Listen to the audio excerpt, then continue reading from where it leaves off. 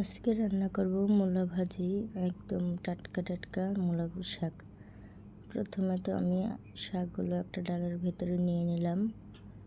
তারপর আটিটা খুলে যে শাকের মাথাগুলো শুধু বেছে নিলাম, ডাঁটাগুলো নেব না, শুধু আগাগুলো।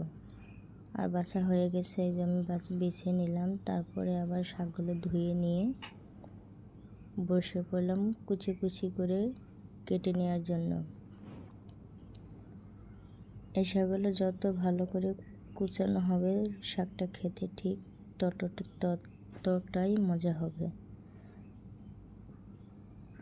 সবাই কিন্তু এই শাকগুলো ভালোভাবে কুচাতে পারে না। আর এই তো আমার কুচানো হয়ে গেছে শাকগুলো একদম ঝুরঝুরা করে।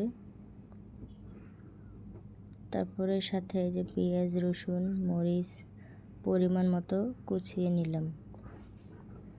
তারপর চুলাইতে কড়াই বসিয়ে দিয়ে শাকগুলো ঢেলে দিলাম।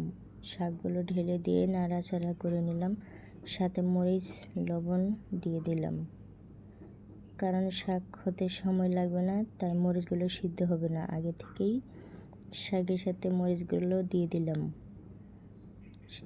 ভালোভাবে সিদ্ধ হয়ে যাওয়ার পরে শাকগুলো নামিয়ে সে আবার একই কড়াইয়ে তেল দিয়ে পেঁয়াজ কুচি, রসুন কুচি দিয়ে নাড়াচাড়া দিয়ে লাল লাল করে ভেজে নিয়ে শাকগুলো নাড়াচাড়া করে ভেজে নেব।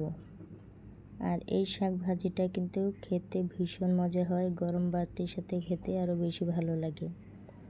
আপনাদের কার কার মূলা ভাজি পছন্দ অবশ্যই কমেন্টে জানাবেন।